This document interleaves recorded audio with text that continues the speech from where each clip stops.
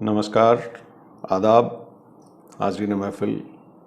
आज आपसे एक ऐसी ज़बान के बारे में बात करूँगा जिसने अपने करोड़ों चाहने वालों को, जिनमें हर मज़हब व मिल्लत के लोग शामिल हैं, एक ही तार में पिरो रखा है।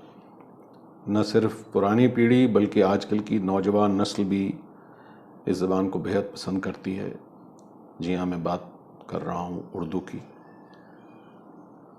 नुसरत फ़तेह अली ख़ां, आबिदा परवीन, ग़ुलाम अली और दीगर गुलकारों की जो हिंदुस्तान में बेहद मकबूलियत है, वो इस बात की पुख्ता दलील है कि उर्दू हिंदुस्तान में बहुत पसंद की जाती है।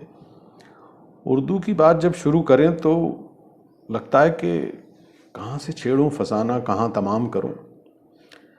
मुझे इस बात का फ़ख्र है कि उर्दू और मेरी दोनों की पैदाइश दिल्ली की है। कहते हैं ना कि ज़रूरत ईजाद की माँ है। तो 12वीं और 13वीं सदी के बाद से जब फ़ौजें हिंदुस्तान में आईं और मुख्तलिफ़ इलाक़ों से लोग आए, तो उनके साथ जो फ़ौजी थे वो ज़्यादातर ज़रपरस्त थे, पेशेवर सिपाही थे, मर्सनरीज़ थे।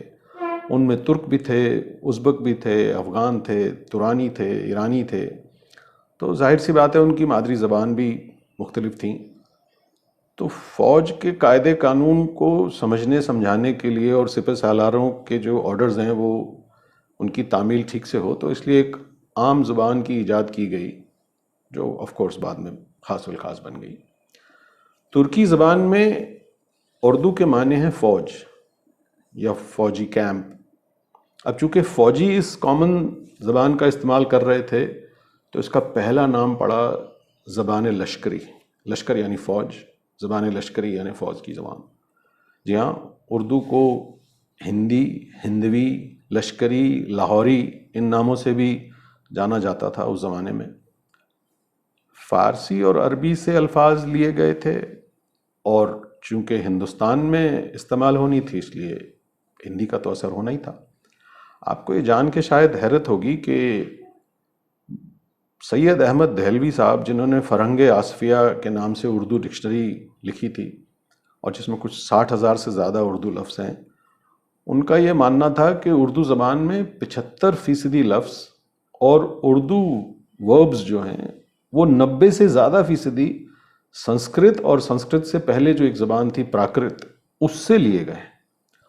और अफरोज़ ताज साहब जो कि नॉर्थ कैरोलिना यूनिवर्सिटी चैपल हिल में पढ़ाते हैं, उनका मानना है कि उर्दू में फ़ारसी और संस्कृत के लफ्ज़ों का रेशियो 1 और 3 है। यानी अगर एक फ़ारसी लफ्ज़ है तो 3 संस्कृत के अल्फाज हैं। उर्दू को गैरों की ज़बान समझने वालों के लिए एक बड़ा सबक है कि उर्दू हिंदुस्तान की अपनी ज़बान है, हमारी अपनी ज़बान है और बाकी सभी हिंदुस्तानी ज़बानों से काफ़ी हद तक मुतासर है, संस्कृत पे बेस्ड है। अब चूँकि पुर्तगाल भी हिंदुस्तानी इलाके में कब्ज़े कर रहा था तो पुर्तगाल के भी फ़ौजी जो थे वो शामिल थे, तो पुर्तगाली ज़बान के अल्फाज भी उर्दू में इस्तेमाल हुए हैं। मसलन चाबी, कमीज़, मेज़, गिरजा यानी चर्च, ये सब पुर्तगाली ज़बान के लफ्ज़ थे जो उर्दू में आए। धीरे धीरे आम आदमी की ज़बान बनी उर्दू, और वो कैसे कि शाही ख़त व किताबत में और कागज़ात में तो फ़ारसी का इस्तेमाल हो रहा था, फ़ौज में उर्दू का इस्तेमाल होने लगा। फिर वो धीरे धीरे अदब व आदाब की दुनिया में, महफ़िलों में उर्दू की गज़लें, नज़में कही जाने लगीं। फिर धीरे धीरे उर्दू उन आलिशान महलों और हवेलियों से उतर कर आम ज़ुबान बनती चली गई।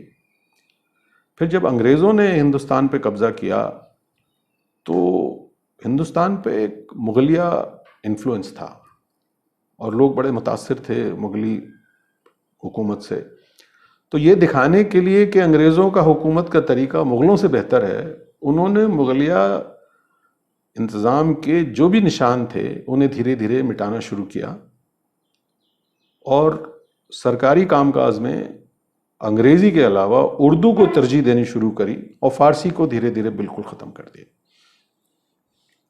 उर्दू के साथ मेरी निस्बत का जहाँ तक सवाल है, मेरे बचपन की यादों में बहुत से मुशायरे, कवि सम्मेलन, महफ़िलें, फ़िल्में, ख़ास तौर पे वो बेहतरीन फ़िल्म मुग़ल आज़म जिसके वो लाफ़ानी और सदाबहार डायलॉग, बहुत कुछ वाबस्ता है। मुझे अपने वालिद मरहूम साहब के साथ कई दफ़े मुशायरों में जाने का फ़ैज़ मैसर हुआ। مجھے یاد ہے دلی میں ایک مشاعرہ ہوا کرتا تھا، شنکر شاد مشاعرہ، اسے انڈو پاک مشاعرہ بھی کہتے تھے. تو اس میں ہندوستان اور پاکستان کے مشہور و معروف شاعر شرکت کیا کرتے تھے، حافظ جالندھری صاحب اور کون کون وہاں لوگ آتے تھے. یہ مشاعرہ دلی کے نامی گرامی رئیس تھے، دلی کلاتھ مل کے مالک سر شنکر لال، جو شنکر تخلص سے یعنی نام دپلوم سے لکھا کرتے تھے خود، اور ان کے بھائی تھے سر شری رام، تو ان کے بیٹے تھے لالا مرلی دھر، جو شاد نام سے شاعری کیا کرتے تھے. تو یہ شنکر شاد مشاعرہ ان دونوں صاحبان کی یاد میں آرگنائز کیا جاتا تھا، اور اس مشاعرے کے پاس ملنے اس زمانے میں اتنے ہی مشکل تھے جتنے آج کرکٹ میچ کا پاس ملنا. اب بیچ میں کچھ سالوں میں دونوں ملکوں میں جب جنگ چھڑی تو یہ مشاعرہ کچھ عرصے کے لیے بند کر دیا گیا تھا، لیکن اب پھر سے اس کو دوبارہ سے بحال کیا گیا ہے، اور ماڈرن اسکول وارکھمبا روڈ میں ہر سال یہ ہوتا ہے، اور بڑی اچھی بات ہے. اردو ایک ایسی خوبصورت زبان ہے کہ جس کے ہر شعر و ادب میں، ہر نغمہ و سخن میں اس کا حسن، اس کی چاشنی جذب ہے. اردو نے ادب کو، لٹریچر کو یقیناً بڑی زینت بخشی ہے، بڑا حسن بخشا ہے. یہ بھی دیکھا گیا ہے کہ جو لوگ نہیں بھی سمجھتے اردو کو، وہ اس کی لوچ اور اس کی خنک سے متاثر ضرور ہوتے. گلزار صاحب نے اردو کے بارے میں کیا خوب کہا ہے: مزہ گھلتا ہے لفظوں کا زباں پر، مزہ گھلتا ہے لفظوں کا زباں پر، کہ جیسے پان میں مہنگا کمام گھلتا ہے. یہ کیسا عشق ہے اردو زباں کا، نشہ آتا ہے اردو بولنے میں. گلوری کی طرح ہیں منہ لگی سب اصطلاحیں، لطف دیتی ہیں حلق چھوتی ہیں. اردو ایسا لگتا ہے حلق سے جیسے مے کا گھونٹ اترتا ہے. بڑی ارسٹوکریسی ہے زبان میں، فقیری میں نوابی کا مزہ دیتی ہے اردو. اگرچہ معنی کم ہوتے ہیں اردو میں، الفاظ کی تو افراط ہوتی ہے، مگر پھر بھی بلند آواز پڑھیے تو بہت ہی معتبر لگتی ہے باتیں. کہیں کچھ دور سے کانوں میں پڑتی ہے اگر اردو، تو لگتا ہے کہ دن جاڑوں کے ہیں. کھڑکی کھلی ہے دھوپ اندر آ رہی ہے. عجب ہے یہ زباں اردو، کبھی کہیں سفر کرتے اگر کوئی مسافر شعر پڑھ دے میر یا غالب کا، وہ چاہے اجنبی ہو یہی لگتا ہے وہ میرے وطن کا ہے. بڑی شائستہ لہجے میں کسی سے اردو سن کر کیا نہیں لگتا کہ ایک تہذیب کی آواز ہے اردو. بہت خوب. پھر آزادی کے بعد ایک وہ دور بھی آیا ہندوستان میں کہ پارٹیشن ہوا تھا، فرقہ پرستی معاشرے پہ حاوی تھی، تو اردو دھیرے دھیرے حاشیے پہ سرکا دی گئی. کچھ سالوں بعد جب سرکاری طور پہ مرزا غالب کی برسی کا 1 سال اہتمام کیا گیا تو لوگوں کو بڑی حیرت ہوئی، اور ساحر لدھیانوی صاحب نے تو اپنے بڑے خاص طنزیہ انداز میں یہ کہا تھا کہ جن شہروں میں گونجی تھی غالب کی نوا برسوں، جن شہروں میں گونجی تھی غالب کی نوا برسوں، ان شہروں میں اب اردو بے نام و نشاں ٹھہری. آزادی کامل کا اعلان ہوا جس دن، ماتوب زباں ٹھہری غدار زباں ٹھہری. جس عہد سیاست نے یہ زندہ زباں کچلی، اس عہد سیاست کو مرحوم کا غم کیوں ہے.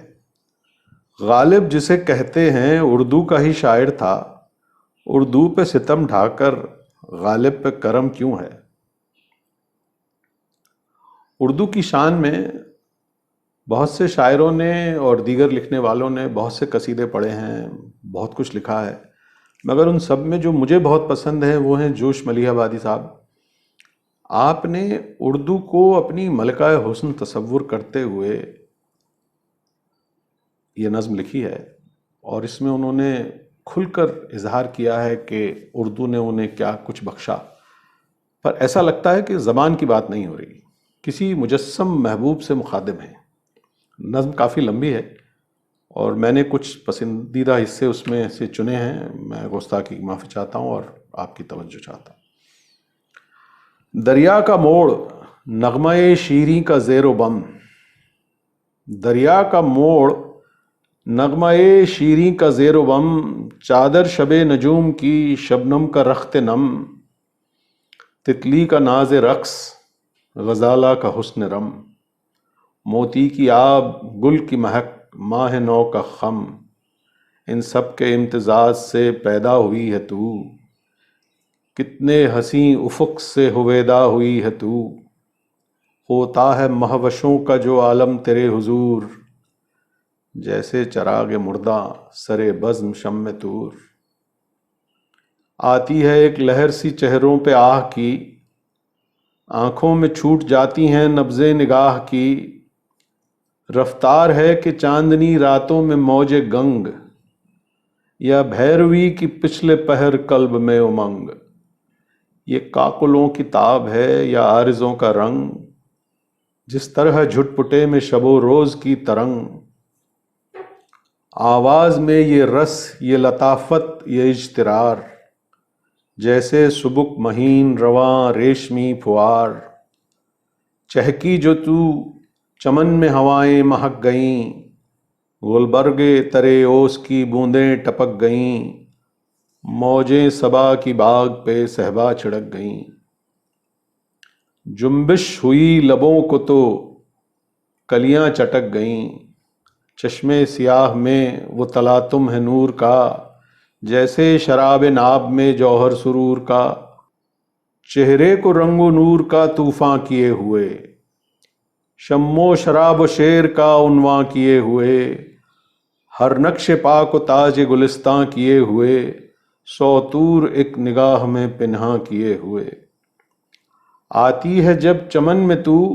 اس طرز و طور سے، گل دیکھتے ہیں باغ میں بلبل کو غور سے، میرے بیان میں سحر بیانی تجھی سے ہے، روئے سخن پہ خون جوانی تجھی سے ہے، میرے بیان میں یہ جو وفور سرور ہے، تاکہ سخنوری میں جو یہ شم طور ہے، یہ جو میرے چراغ کی ضو دور دور ہے، سرکار کی ہی موج تبسم کا نور ہے، شعروں میں کروٹیں یہ نہیں سوز و ساز کی، لہریں ہیں یہ حضور کی زلف دراز کی، اور یہ مجھے بہت پسند ہے، ہوشیار اس لیے ہوں کہ میں خوار ہوں تیرا، صیاد شعر ہوں کہ گرفتار ہوں تیرا، لہجہ ملیح ہے نمک خوار ہوں تیرا، صحت زبان میں ہے کہ بیمار ہوں تیرا، تیرے کرم سے شعر و ادب کا امام ہوں، تیرے کرم سے شعر و ادب کا امام ہوں، شاہوں پہ خند ازن ہوں کہ تیرا غلام ہوں۔ دوستو مجھے نہیں معلوم آپ کی کیا کیفیت ہے اس وقت یہ سب سن کے، پر میں تو جب بھی اسے پڑھتا ہوں اردو سے عشق پہلے سے اور زیادہ ہو جاتا ہے۔ روزمرہ کی زندگی میں یوں تو اردو لفظوں کا بہت سا استعمال ہندی میں بھی ہوتا ہے، لیکن پھر بھی اگر اس پیشکش میں تلفظ میں کوئی غلطی ہوئی ہے تو میں معذرت چاہتا ہوں، اور اگر اب تک اس ویڈیو میں آپ میرے ساتھ بنے ہوئے ہیں تو مہربانی کرم شکریہ، تھینک یو۔